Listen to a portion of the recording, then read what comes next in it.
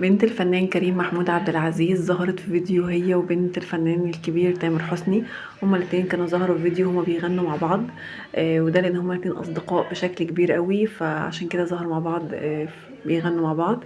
اللي لفت نظر الناس جدا جدا في الفيديو ده ان بنت كريم محمود عبد العزيز نسخة طبق الاصل منه، يعني كأن فعلا الناس زي ما كاتبه كده بيقولوا ده كريم محمود عبد العزيز ولابس باروكه، من كتر ما هو فعلا شبهه بالملي، مش شبه مامتها خالص.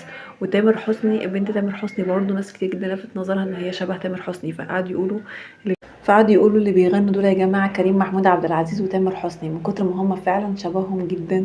وانا بصراحه بالنسبه لكريم يمكن تاليه شويه مش شبه قوي تامر، او واخده من تامر على بسمه الاتنين مع بعض، لكن فعلا انا اتفاجئت بكندا بنت كريم محمود عبد العزيز، الشبه الرهيب، يعني مش واخده اي حاجه مامتها اصلا، نسخه تبكال من كريم محمود عبد العزيز. وهما الاتنين فعلا دايما يعني قالوا قبل كده هما صحاب جدا وقريبين من بعض قوي، وكانوا هنا بيغنوا اغنيه من اغاني تامر حسني. وبصراحه هما الاتنين لذاذ، يعني اعتقد ان هما الاتنين هيخشوا التمثيل. طبعا تاليا مثلت مع تامر هي وبنته التانية، واعتقد كندا اكيد ممكن تخش في مجال التمثيل يعني.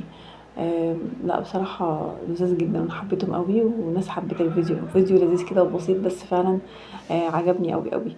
وخصوصا كمان كريم محمود عبد العزيز انا بشوف اصلا ان هو يعني موهوب بالوراثة، تحس العيلة كلها فعلا عيلة يعني موهوبة بالوراثة يعني.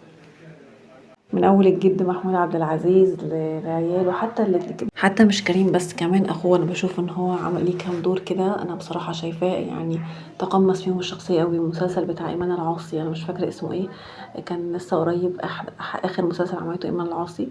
بصراحه انا كان طالع دوره ان هو كان عنده محلات عصير وكان فعلا دوره متقمص الشخصيه بشكل يعني. يمكن اخو كريم محمود عبد العزيز كان ليه ادوار كتيره قبل كده من زمان، بس انا بصراحه ما كنتش مقتنعه بموهبته غير لما شفت المسلسل بتاع ايمان العاصي. يعني انا فعلا اقتنعت ان هو عنده موهبه في دوره مع ايمان العاصي، لكن الادوار اللي قبل كده بصراحه ما كنتش مقتنعه بيها، او ما كنتش شايفه ان هو فعلا عنده موهبه. لكن لا، شايفاه بصراحه في المسلسل ده يعني ابدع جدا. كل المسلسلات اللي بعد كده شايفاه ان هو فعلا كان ناجح فيها. وكمان اخوه نجح قوي، ظهر برضه ما كنتش مقتنعه قوي بموهبته غير لما بدات اشوفه مع سليمان عيد الله يرحمه. كنت شايفاهم هما الاتنين بصراحه يعني رائعين، وفي كام دور ليه برضه بدات ان أنا اقتنع بيهم في الاخر ان هو فعلا موهوب يعني. لكن في الاوائل هما الاتنين ما كنتش مقتنعه بموهبتهم، كنت فاكره ان هما يعني داخلين بالواسطه وخلاص، وان هما مش بيعرفوا يمثلوا.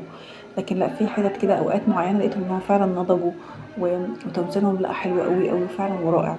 نفس القصه برضو دنيا سمير غانم وايمي سمير غانم، زمان كنت بشوفهم ان هما مش يعني تمثيلهم مش حلو في البدايه، فعملهم اللي في البدايه، لكن طبعا بعد كده كلنا اقتنعنا بموهبتهم سواء ايمي او دنيا. يمكن ايمي كمان بدات اقتنع قوي في مسلسل هبه رجل الغراب.